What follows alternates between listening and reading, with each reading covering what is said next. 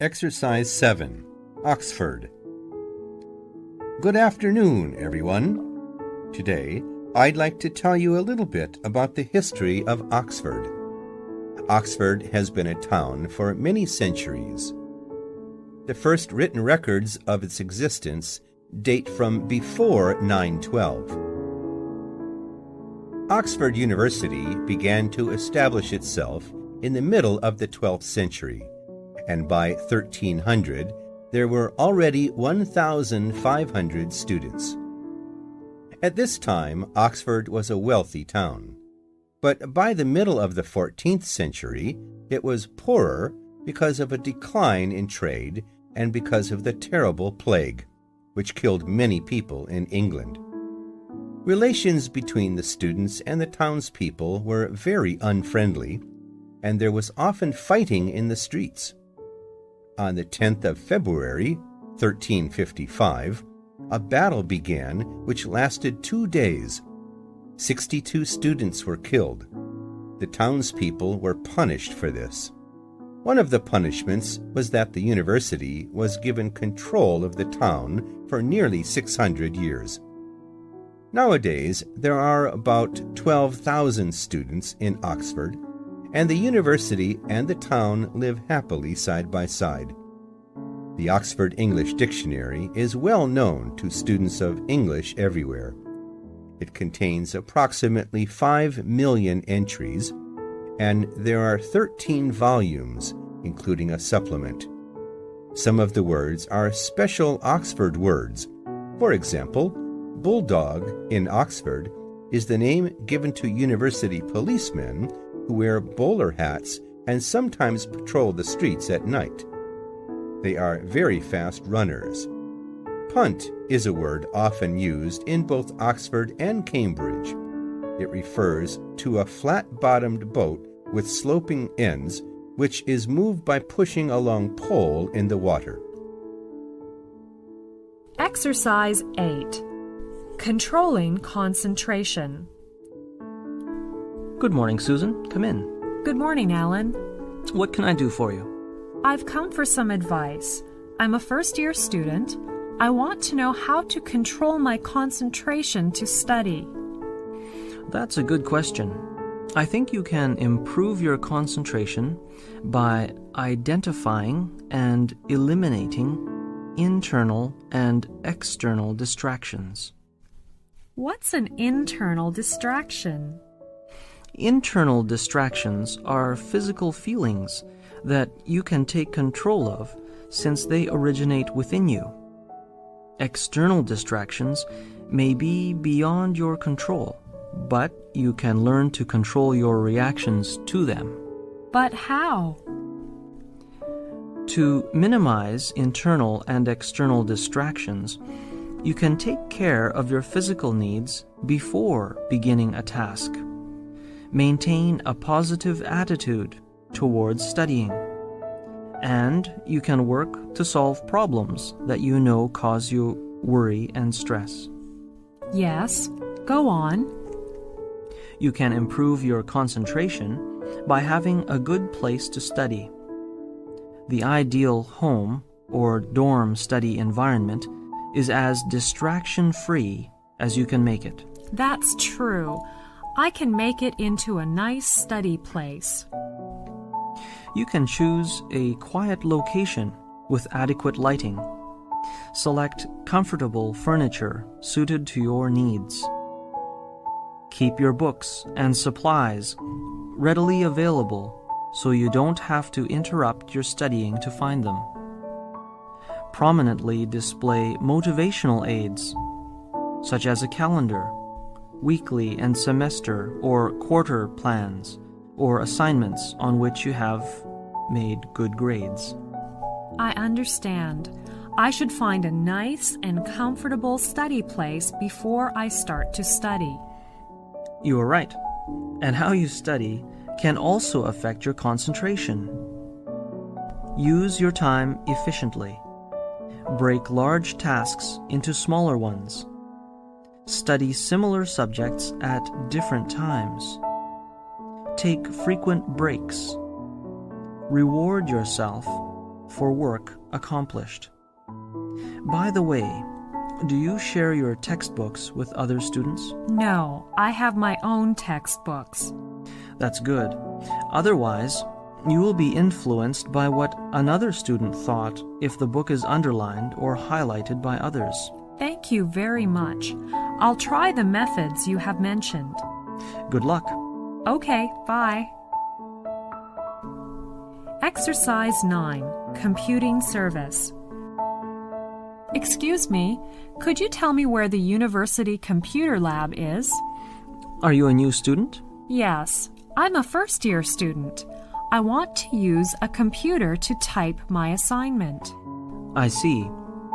Our university provides the most up-to-date computing environment of any college or university in Britain. There are 2 labs dedicated to student access. No classes are scheduled in them, so you can drop in any time when they are open. Do you know where these 2 labs are? Yes. One is in room 114 in building 315, and the other one is in room 110 in building 335. There are 27 computers in each one. Only 27 are in each one. Are there any other labs I can use if these 2 labs are full? Yes, we own 6 general-purpose labs, which often have classes booked in them, but they are available for drop-in use when classes are not in session. Check the lab before you go in. This schedule is updated every week. I saw the brochure in the Students' Union. It said that there are at least 19 labs on campus. Yes, there are 11 other large labs on campus, but they have dedicated uses of various kinds and are not usually available for general use. Do you know if there are any rules in the labs? Yes, we do have some rules. What are they? Let me think about them. Yes, the first, labs and computer equipment are provided only for registered students to do work associated with their courses. I see. So we have to use our ID card when we get into the lab. That's right. You should put your student ID card in the holder on top of the monitor and show proper identification if requested to do so. Second, computers are a limited resource shared among many students, so please respect the needs of others. When all computers are in constant use, please limit your session on the computer to an hour at a time. Can we reserve computers?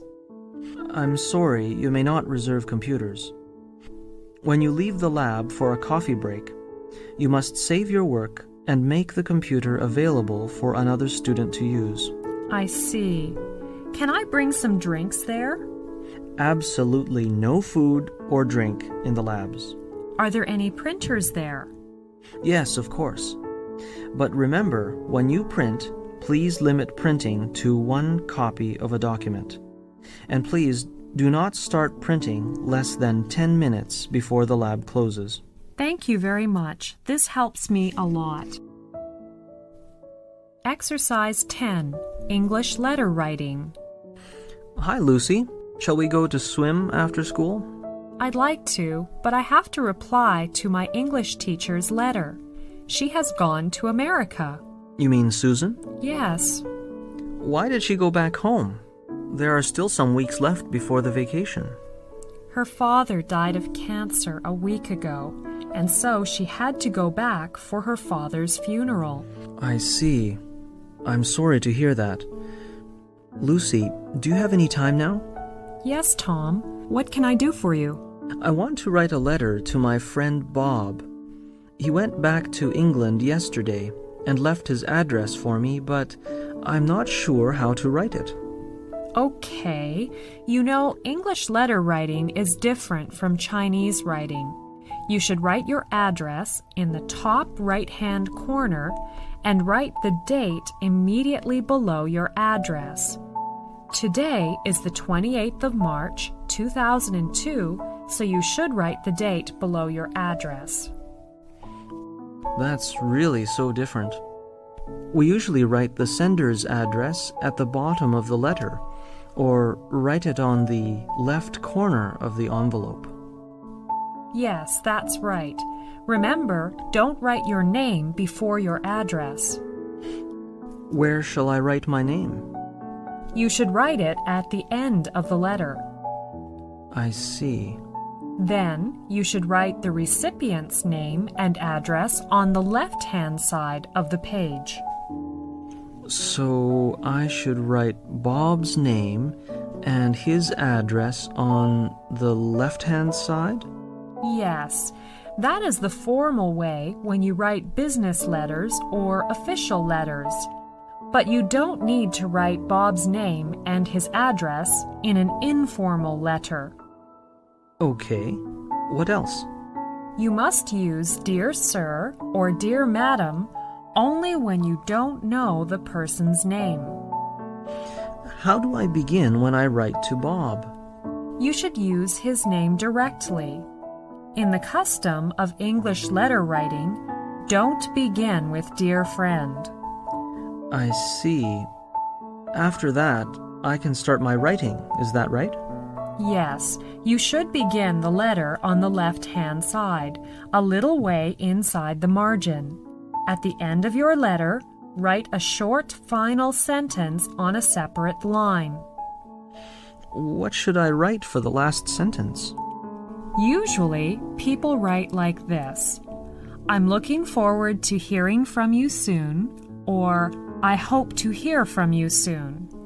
Then, end with Yours faithfully if you began with Dear Sir or Madam. In formal letters, if you begin with Dear Mr. X, you should end with Yours sincerely. I see. Don't use Dear Sir or Madam with Yours sincerely, or Dear Mr. X with Yours faithfully. But what shall I use for Bob's letter?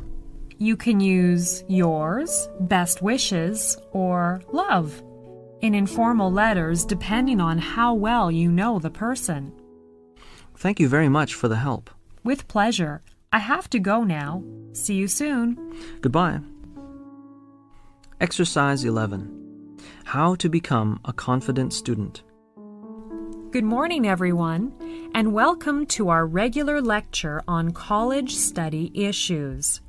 This series of lectures is organized by the International Students Office. We want to help you, the students of this university, to cope well with the study and social life here. This series of lectures is designed to help you discover the ways in which you learn most easily and most enjoyably, and help you define your own goals and preferences as you embark on your college career and look ahead to life and work in the future. It includes discussions, illustrations, and easy-to-understand suggestions on ways to develop all the skills you will need to perform well in your classes and build confidence in your ability to learn. Some lectures will contain many ideas for strengthening a particular skill, but you can try out as many ideas as you like for studying. And also, you can adapt the ideas in the lectures to suit your own needs and personal learning style. Many students want to know how to be a confident student. It's a good question. Strategies for becoming a confident and successful student include making use of the 4 keys to success in college discussed in this lecture. 1. To assess your academic strengths and weaknesses. 2. To discover and use your learning style. 3. To sharpen your thinking and study skills. 4. to adapt to others' styles. Let's talk about the first one. To assess your academic strengths and weaknesses means to be realistic about what you are able to do. This will help you select courses in which you can succeed. This is the most important key when you enter college. The second key is to discover and use your learning style. This is another important key to your success. Use your 5 senses to help you take in information accurately and remember what you learn. Let your body's reactions tell you when you are most alert. Then try to plan your schedule accordingly. Know which learning environment you prefer, but be willing to adapt to others. Increase your level of motivation by developing an internal focus of control. A third key to your success in college is your effort to develop critical thinking and study skills. Making decisions, solving problems, using creativity, processing information, and reasoning logically are critical thinking skills involved in studying. All the important study skills you will need to develop or improve, such as how to take notes, listen effectively, read with greater comprehension, and prepare for and take tests, are covered in the next lectures. The fourth key is your willingness to adapt to your instructor's teaching styles. If you make an honest effort to learn, no matter how an instructor approaches a subject, then you will make efficient use of class time and develop good relations with your instructors.